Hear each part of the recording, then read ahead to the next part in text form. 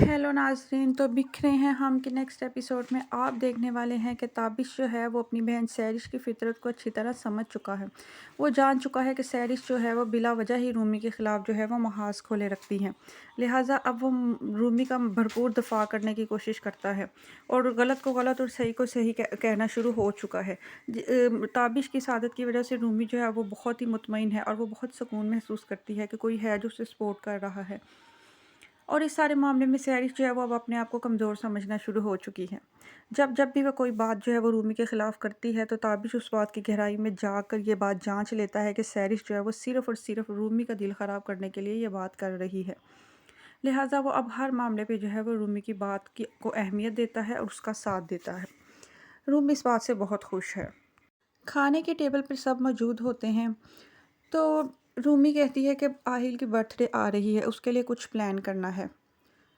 मेरा ये इरादा है कि हम अपने घर वालों को और अम्मी की साइड के घर वालों को बुला लेते हैं और आहिल की बर्थडे सादगी से कर लेते हैं, क्योंकि आहिल जो है वह रश से बहुत घबराता है। तो बेहतर यही है कि हम कम लोगों को बुलाएं, क्योंकि उसी की बर्थडे है, क्या फ़ायदा अगर वही रोता फिरेगा। तो सैरिश ने तो इस मामले में टांग अड़ानी ही थी। ये कैसे हो सकता है कि वह रूमी के प्लान को पाया तकमील तक पहुंचने दे। वो बीच में बोलना शुरू कर देती है कि ये कैसे हो सकता है, आहिल की पहली बर्थडे है और हम कोई सेलिब्रेशन ही ना करें, हम गैदरिंग ही ना करें। नहीं नहीं, ऐसा बिल्कुल नहीं होगा। हम कोई अच्छा सा हॉल बुक करवाएंगे, कुलीग्स को बुलाएंगे, फ्रेंड्स को बुलाएंगे और फैमिली को भी बुलाएंगे, खूब धूमधाम से ये बर्थडे करेंगे।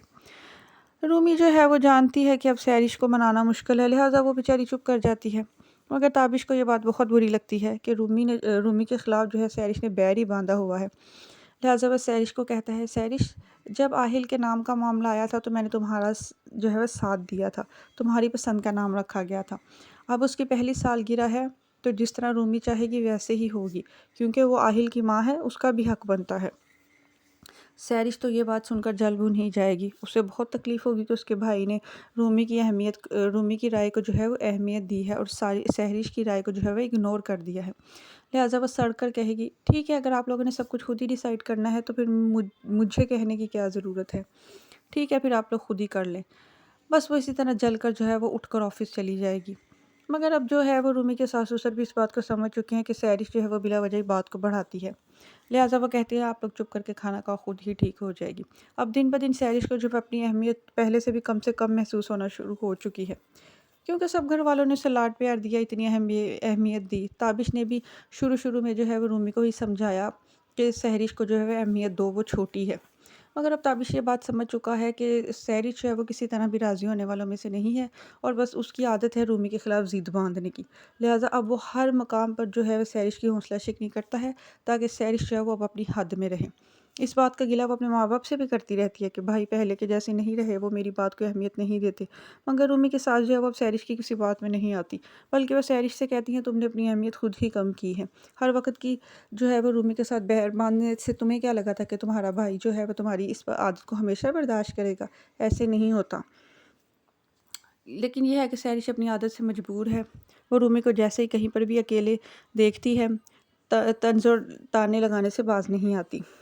वो रूमी के कमरे में सैरिश जाती है तो रूमी जो होती है वो ड्रेसिंग टेबल पे खड़ी होती है। तो सैरिश उसको कहती है, अच्छा, इतनी महँगी-महँगी क्रीम्स लगा-लगा कर ही आपने जो है वो अपने हुस्न में इज़ाफ़ा किया हुआ है। तो रूमी कहती है, चलो इस बहाने तुमने ये तो कहा कि मैं हसीन हूँ। तो सैरिश कहती है, ये मेरे भाई के पैसों से ही आपको ये सारी चीज़ें इतनी महँगी-महँगी खरीदनी नसीब हुई होंगी। अपने घर में आपने ऐसी महँगी चीज़ें कहाँ देखी होंगी।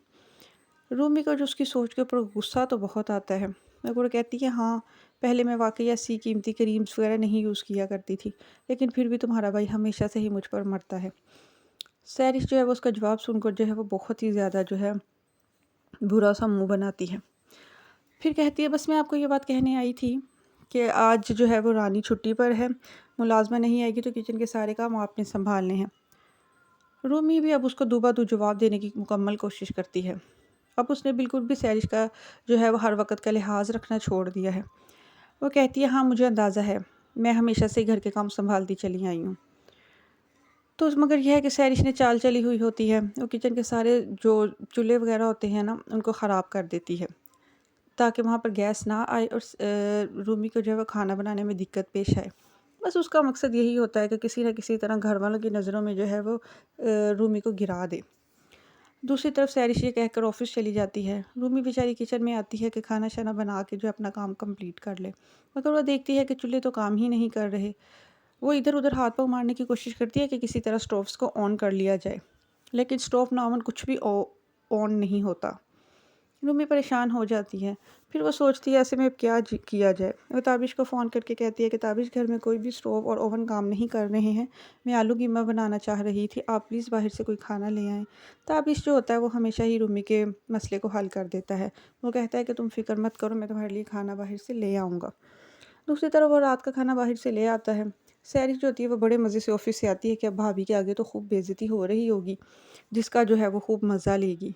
मगर दूसरी तरफ ये क्या, डाइनिंग टेबल के ऊपर तो सब बड़े मज़े से बाहर का खाना खा रहे होते हैं।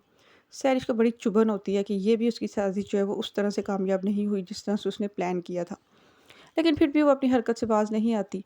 टेबल पे बैठ के खाना खाते हुए कहती है, भाभी अगर आपने खाना नहीं बनाना था तो कोई बहाना कर देती। गैस नहीं आ रही वाली कौन-सी बात आपने कर दी। हमारे इतने अच्छे इलाकों में गैस का इश्यू थोड़ा ही होता है। ऐसे इश्यूज़ जो है वो आपके छोटे-छोटे इलाकों में होती हैं। ये बात कहकर वो खुद ही मज़ाक उड़ाने वाले अंदाज़ में हँसना शुरू कर देती हैं। ताबिश को और उसके घरवालों को सहरिश की ये बात बहुत बुरी लगती है।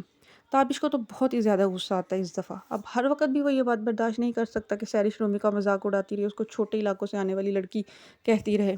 लिहाज़ा वो उसको मुँह तोड़ जवाब देता है। वो उसको कहता है, रूमी ने मुझे खाने बाहर से लाने का नहीं कहा। मैंने खुद रूमी को फ़ोन करके ये कहा है कि खाना मैं लेकर आऊँगा और तुम आराम करो। ये मेरी ख़्वाहिश थी, रूमी की नहीं। और गैस ना आने का बहाना जो है मैंने रूमी से कहा है कि तुम ये कहो कि गैस नहीं आ रही। ये सारी मेरी प्लानिंग थी, रूमी का इसमें कुछ कसूर नहीं है। ताबिश जो है वो रूमी को साफ बचा देता है, जिस बात पर रूमी जो है वो बहुत ही शुक्र वाली नज़रों से ताबिश की तरफ देखती है।